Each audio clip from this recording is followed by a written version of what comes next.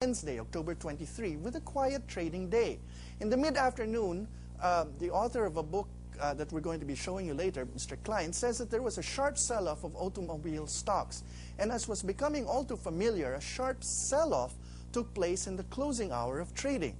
2.6 million shares changed hands, and the stock ticker fell behind the closing bell by 104 minutes, filling traders' offices with anxious investors and traders trying to find out what was going on.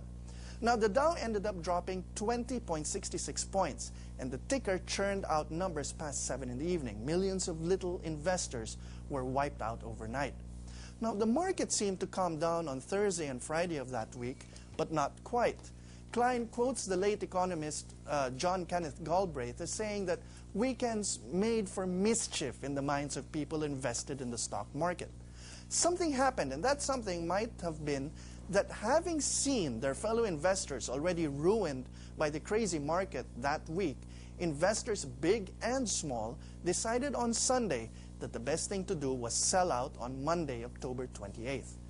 So that day began with an avalanche of selling, which only got worse, fueled by false rumors of collapsing businesses and even suicides. And by the way, for accounts that illustrate that event perfectly, here's the book we were telling you about, Read Rainbows and the Crash of 1929 by Maury Klein, from which we got much of this information. Now, the bankers, meanwhile, during this panic, saw that the panic was growing because it wasn't being challenged by people of significant enough stature to reassure investors.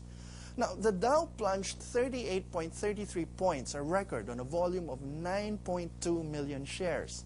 Now, the ticker kept churning out numbers until 5:48 p.m. on that day. And the ticker showed that besides speculative stocks, the so-called blue chip stocks for household names like General Electric or U.S. Steel and bank stocks had all taken big hits. The big bankers and financiers had failed to stem the panic and had lost enormous amounts of capital along the way trying to prop up the market. So on October 29th, the next day, the big investors joined the panic. The market opened on Black Tuesday with big chunks of shares for the top corporations being put up for sale, basically at any price. 3.2 million shares in the first half hour of trading alone. And even the best stocks, says Klein in the book, found no buyers. This triggered orders to sell at any price, and the panic grew. The bankers ended up admitting that they were totally helpless. And the U.S. Federal Reserve, the Central Bank of the United States, met, but after 6 hours failed to issue any sort of statement, much less a calming one. Individuals and banks who'd lent money for other people and institutions to buy shares on credit, shares they couldn't sell now at any price, called in what loans they could and signaled that they weren't about to throw good money after bad, resulting in credit drying up. Now, the only bright news was that the New York Federal Reserve opened up a $100 million credit line that probably made the fall less severe than it might otherwise have been. But it was awful. The market plunged 30.57 points that day alone, making for 96 points, or 30% of the value of the market, being lost since the week before. Now, a mind-boggling 6.4 million shares had been traded, a record that wouldn't be matched until 1968. And the sell-off in New York was echoed in other American markets and as far as London, the main overseas market of the day. Now, the market would recover somewhat, but the trend, as you see in this chart, was there, continuing its overall downward slide all the way until 1932. The initial contagion was there too. Millions had been wiped out, and being wiped out, defaulted on their loans, home loans, car loans, business loans. And the banks, with people unable to pay their debts and having been exposed to the markets too, began to sag under the weight of bad loans and sinking public confidence. Panic in the market was duplicated by panic-driven bank runs, where depositors taking out their money doomed already shaky banks. And here in this chart you can see how banks just folded up over these years. Now, as the businesses failed, people lost their jobs, and the downward spiral brought down more people with it. Here you can see, this is a chart that goes the other way, charting the growth of unemployment in the United States from 1929 onwards until about 1933. Yet the U.S. government, under Calvin Coolidge's successor, Herbert Hoover, seemed at times paralyzed or simply indifferent, or perhaps just fatalistic about what was going on. A growing number of unemployed veterans, for example, marched on Washington, D.C., asking for a veterans bonus and calling themselves the Bonus Army. They squatted on public land and called their tenements Hoovervilles. And Hoover, in response, sent in U.S. Army Chief of Staff Douglas MacArthur to restore order and burn down the Hoovervilles. MacArthur did it with such an iron fist that he permanently stained his reputation. The mood turned ugly in America, and there was radicalism in the air. And in 1933, Hoover ended up standing against Franklin D. Roosevelt for the presidency. So when we return, the consequences, not all of it economic, of the Great Depression.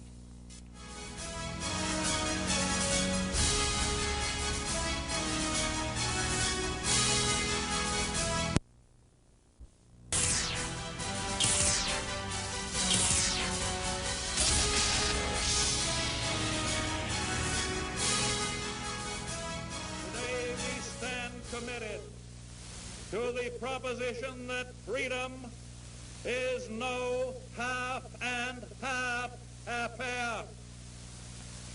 If the average citizen is guaranteed equal opportunity in the polling place, he must have equal opportunity in the marketplace.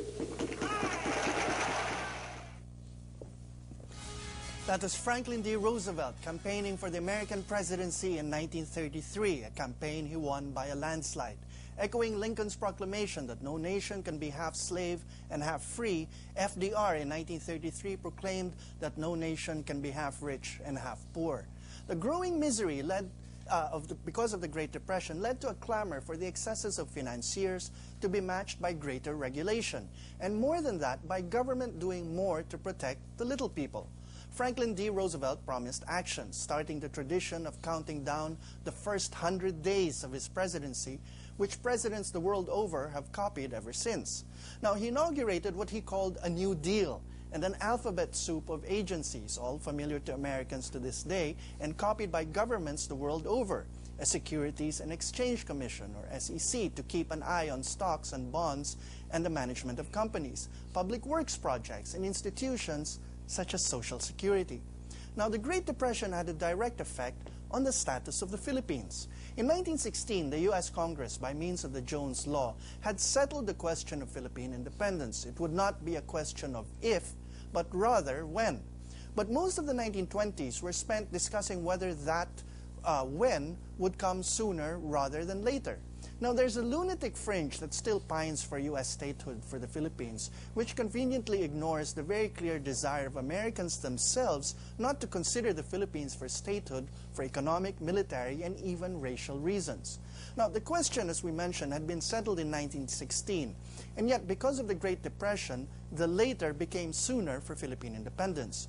This cartoon from 1929 in the Philippines Free Press shows that our biggest industries, sugar and coconut, faced competition from U.S. interests invested in their own domestic and nearby sugar industries, such as Cuba. Now, as the economic crisis grew in America, the interests of American politicians and businessmen came to concentrate on protecting domestic industry and jobs.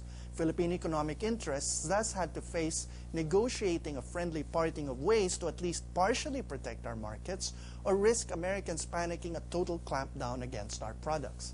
Now, this illustration from a 1941 magazine shows that after the initial impetus on the part of America to save its industries and set loose the Philippines, slightly cozier terms had been negotiated as part of the transition to independence. It was the growing optimism and renewed expansion of the U.S. economy under FDR that made for a more accommodating atmosphere. But if the Great Depression ushered in a firm date for Philippine independence, it also ushered in another trend besides joblessness and economic turmoil. Dispirited and financially crushed societies turned to extremism as a means to restore security and prosperity. Benito Mussolini in the 1920s had come to power in the wake of economic collapse in Italy. Adolf Hitler would come to power in 1933, the same year Roosevelt was elected to office, promising Germans a restoration of pride, power, and prosperity, a return to prestige, and a sound defense against communism. For communism, too, had begun to sound attractive to more and more people, from Europe to Asia.